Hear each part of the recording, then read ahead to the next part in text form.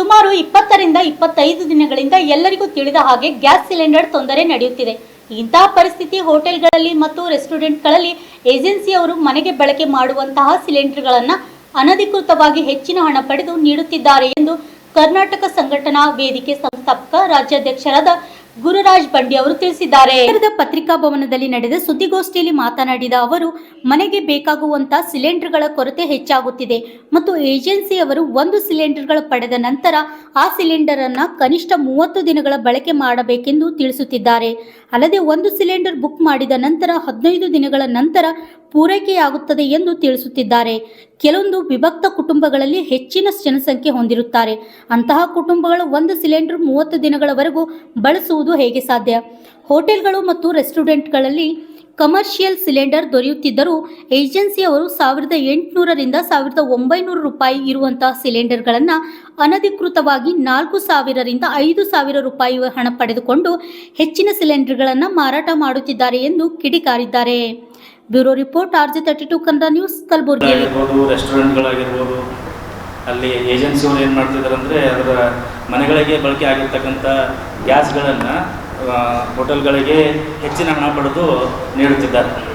ಜೊತೆಗೆ ಇದರಿಂದ ಮನೆಗೆ ಬೇಕಾಗುವಂಥ ಸಿಲಿಂಡರ್ಗಳ ಕೊರತೆ ಹೆಚ್ಚಾಗುತ್ತಿದೆ ಮತ್ತು ಏಜೆನ್ಸಿಯವರು ಒಂದು ಸಿಲಿಂಡರ್ ಪಡೆದ ನಂತರ ಆ ಸಿಲಿಂಡರ್ನು ಕನಿಷ್ಠ 30 ದಿನಗಳ ಒಳಗೆ ಬಳಕೆ ಮಾಡಬೇಕಂತೇಳಿ ಒಂದು ಪ್ರೊಸೀಜರ್ ಬಂದ. ಅಂದರೆ ಈಗ ನಾವು ಗ್ಯಾಸ್ ಬುಕ್ಕಿಂಗ್ ಹೋದಾಗ ಒಂದು ಬುಕ್ ಆದ ತಕ್ಷಣ ಮುಂಚೆ 15 ದಿನಕ್ಕೆ 20 ದಿನಕ್ಕೆ ಬುಕ್ ಮಾಡಿದ್ರು ಬುಕ್ ಆಗಿ OTP ಬಂದು ಒಂದು 4-5 ದಿನದಲ್ಲೇ ಡೆಲಿವರಿ ಆಗ್ತಿತ್ತು. ಬಟ್ ಇವಾಗಿನ ಪರಿಸ್ಥಿತಿಯಲ್ಲಿ ಹೆಂಗಂದರೆ ಕನಿಷ್ಠ 30 ದಿನಗಳ ಕಾಲ ಅದಕ್ಕೆ ಸಮಯಾವಕಾಶ ಇದೆ. ಅಂದರೆ 30 ದಿನಗಳ ಕಾಲ ನಂತರ ಅಷ್ಟೇ ಬುಕ್ ಮಾಡಿದ್ರಷ್ಟೇ ಗ್ಯಾಸ್ ಬುಕ್ ಆಗ್ಲತ್ತದ.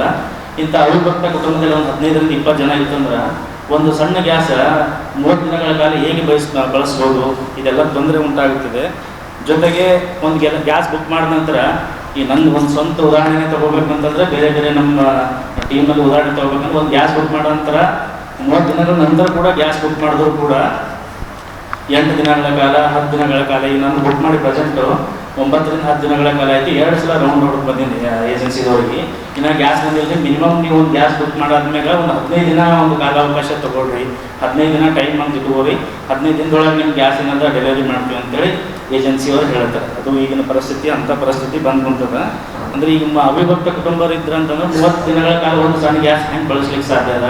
ಈಗ DC ಮೇಡಮ್ ಅವ್ರು ನಿನ್ನೆ ಒಂದು ಸ್ಟೇಟ್ಮೆಂಟ್ ಕೊಟ್ಟರು. ಏನಂತಂದ್ರೆ LPG ಆಗಿರ್ಬೋದು, ಪೆಟ್ರೋಲ್ ಆಗಿರ್ಬೋದು, ಡೀಸೆಲ್ ಆಗಿರ್ಬೋದು, ಯಾವುದೇ ರೀತಿಯ ಕೊರತೆ ಇಲ್ಲ ಕಲಬುರಗಿ ಜಿಲ್ಲೆಯಲ್ಲಿ ಅಂತೇಳಿ. ಕೊರತೆ ಇಲ್ಲ ಅಂದರೆ ಈಗೆಲ್ಲ ನಿಂದಿರ್ತಕ್ಕಂಥ ಒಂದು ಮೊದಲು ಗ್ಯಾಸ್ ಬುಕ್ ಮಾಡಿದ್ರೆ 15 ದಿನ ಗ್ಯಾಸ್ ಬುಕ್ ಮಾಡಿದ್ರೆ ಒಂದು 3-4 ದಿನದಾಗ, 2 ದಿನದಾಗ, 1 ದಿನದಾಗ ಗ್ಯಾಸ್ಗಳು ಡೆಲಿವರಿ ಆಗ್ತಿತ್ತು. ಅದೇ ರೀತಿ ಗ್ಯಾಸ್ಗಳು ಈಗೂ ಡೆಲಿವರಿ ಆಗಬೇಕಲ್ಲ. ಇದು ವಿರುದ್ಧ ಏನು ಕೇಂದ್ರ ಸರ್ಕಾರ ಏನು ಇದು ಮಾಡತ್ತದ? ಜೊತೆಗೆ ಏನಾಗಿದೆ ಅಂತಂದರೆ ಹೋಟೆಲ್ಗಳಲ್ಲಿ, ರೆಸ್ಟೋರೆಂಟ್ಗಳಲ್ಲಿ ಕಮರ್ಷಿಯಲ್ ಸಿಲಿಂಡರ್ ಕೆಲವೊಂದು ಅಂದರೆ ನಿಯಮಿತವಾಗಿ ದೊರಕುತ್ತಿದ್ದರೂ ಕೂಡ ಏಜೆನ್ಸಿಯವ್ರು ಏನು ಮಾಡ್ತಾರೆ 1800-1900 ರೂಪಾಯಿ ಇರ್ತಕ್ಕಂಥ ಗ್ಯಾಸ್ ಸಿಲಿಂಡರ್ಗಳನ್ನು 4000, 5000 ಆ ಥರ ಏನಾದ ದರದಲ್ಲಿ ಹೆಚ್ಚಿನ ಹಣ ಪಡೆದು ಮಾರಾಟ ಮಾಡುತ್ತಿದ್ದಾರೆ. ಇದರಿಂದ ಏನಾದ ಮಧ್ಯಮದ ವರ್ಗದ ಹೋಟೆಲ್ಗಳಿಗಾಗಿರ್ಬೋದು ಸಣ್ಣ ಗ್ಯಾಸ್ ಬಳಸ್ತಿದ್ದಾರೆ. ಅದರಿಂದ ಒಂದು ಕೆಟ್ಟ ಒಂದು ರೂಢಿ ಇದಾಗಿದೆ. ಅದರಿಂದ ಏನಾದರೂ ಬ್ಲಾಸ್ಟ್ ಆಯಿತು ಅಂದ್ರೆ ಅವ್ರಿಗೆ ಇನ್ಶೂರೆನ್ಸ್ ಕ್ಲೇಮ್ ಆಗಂಗಿಲ್ಲ. ಜೊತೆಗೆ ಜೊತೆಗೆ ಇದ್ದವರಿಗೆ ತೊಂದರೆ. ಯಾಕಂದ್ರೆ ದೊಡ್ಡ ಪ್ರಮಾಣದಲ್ಲಿ ಗ್ಯಾಸ್ ಯೂಸ್ ಆಗ್ತದೆ ಒಂದು ಹೋಟೆಲ್ಗಳದಾಗ. ಈ ಗ್ಯಾಸ್ ಅದಕ್ಕೆ ಕರೆಕ್ಟಾಗಿ ಕಮಾಂಡಿಂಗ್ ಆಗಂಗಿಲ್ಲ. ಸೊ ಅದಕ್ಕಿಂತ ಏನಾದ ಜೀವಹಾನಿ ಆಗಿರ್ತಕ್ಕಂಥ ಕೆಲಸಗಳು ನಡೀತದ.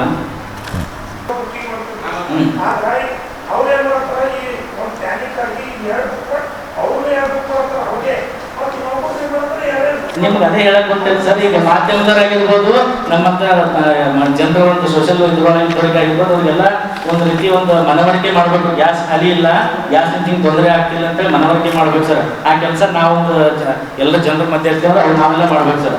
ಈ ಮಧ್ಯಮ ವರ್ಗದ ಮೆಂಟಾಲಿಟಿ ಹೆಂಗಿರ್ತದೆ ನಿಮ್ಗೆ ಹೇಳಿದ್ರೆ ಸರ್. ಡೂಪ್ಲಿಕೇಟ್ ಯೂಟ್ಯೂಬ್ ಚಾನಲ್ಗಳಾಗಿರ್ಬೋದು ಏನು ಮಾಡ್ಲತ್ತಾರ ಅಂದ್ರೆ ಅವ್ರು ವ್ಯೂಸ್ಗೋಸ್ಕರ ಒಂದು ಕೆಟ್ಟ ಸುದ್ದಿಯನ್ನು ಪ್ರಚಾರ ಮಾಡ್ಲತ್ತಾರ. ಅಂದ್ರೆ ಗ್ಯಾಸ್ ಸಿಗಂಗಿಲ್ಲ, ಪೆಟ್ರೋಲ್ ಸಿಗಂಗಿಲ್ಲ, ಡೀಸೆಲ್ ಸಿಗಂಗಿಲ್ಲ ಅಂದಾಗ ಮಧ್ಯಾಹ್ನ ಎಲ್ಲ ಈಗ ಯಾವುದೇ ಒಂದು ಕೋವಿಡ್ ಬಂದಿರ್ಬೋದು, ಯಾವುದೇ ಒಂದು ಕೆಟ್ಟ ಒಂದು ಪರಿಣಾಮ ದೇಶದ ಮೇಲೆ ಬೀಳ್ತಂತಂದ್ರೆ ಫಸ್ಟ್ ಬರೋದೇ ಮಧ್ಯಮ ವರ್ಗದವ್ರಿಗೆ. ಮಧ್ಯಮ ವರ್ಗದ ಚಿಂತೆ ಹೆಂಗಿರ್ತಂದ್ರೆ EMI ಮ್ಯಾಗ ಒಂದು ಗ್ಯಾಸ್ ಖಾಲಿ ಆಯ್ತಂದ್ರೆ ಮುಂದೆ ಹೆಂಗೆ ಮಾಡಲಿ, ಜಾಸ್ತಿ ರೊಕ್ಕ ಕೊಡ್ತಾರಲ್ಲ ಅಂತ ನಾವು ಒಂದು ಮೆಂಟಾಲಿಟಿ ಪ್ರಕಾರ ಜನರಿಗೆ ಏನಾಗ್ಲತ್ತದ. ಅದು ಆ ರೀತಿ ಜನರಿಗೆ ಬಿಂಬಿಸ್ಲಾರ್ದಂಗೆ ಒಂದು ಕಾರ್ಯ ಮಾಡ್ಬೇಕು ಸರ್. ಆಗ್ಯಾವ ಸರ್.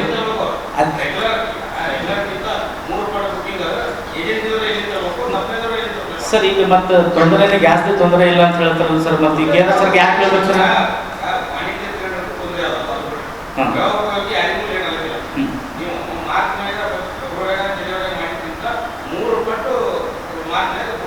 ಹೌದು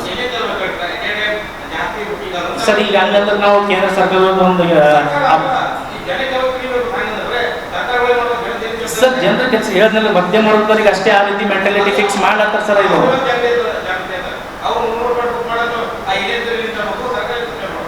ಸರ್ ಏಜೆನ್ಸಿದವರು ಸರ್ಕಾರದ ಉದ್ದೇಶ ಏನಂತ ಜನರಿಗೆ ಎಷ್ಟು ಬೇಕೋ ಅಷ್ಟು ಗ್ಯಾಸ್ಗಳನ್ನು ಕೊಡ್ತಕ್ಕಂಥ ಕೆಲಸ ಸರ್. ಈಗ ಒಂದಿಲ್ಲ 2 ಗ್ಯಾಸ್ ಇರ್ತವೆ ಸರ್. ಹೌದು ಸರ್. ಒಂದೇ ಉದಾಹರಣೆ ಕೊಡ್ತೀನಿ ಸರ್. ಒಬ್ಬರಿಗೆ ಮನೆ ಗ್ಯಾಸ್ ಬುಕ್ಕಿಂಗ್ ಎಷ್ಟು ಗ್ಯಾಸ್ಗಳಿಗೆ ಅವಕಾಶ ಅದ ಸರ್? ಎರಡು ಅವಕಾಶ ಅದ ಸರ್. 2 ಗ್ಯಾಸ್ ಅವಕಾಶ, 2ಕ್ಕಿಂತ 5 ಬುಕ್ಕಿಂಗ್ ಮಾಡ್ಕೊಬೋದು ಸರ್. 2 ಗ್ಯಾಸಿಂದ ಅವಕಾಶ ಅದ ಸರ್. ಒಂದು ದೊಡ್ಡ ಕುಟುಂಬ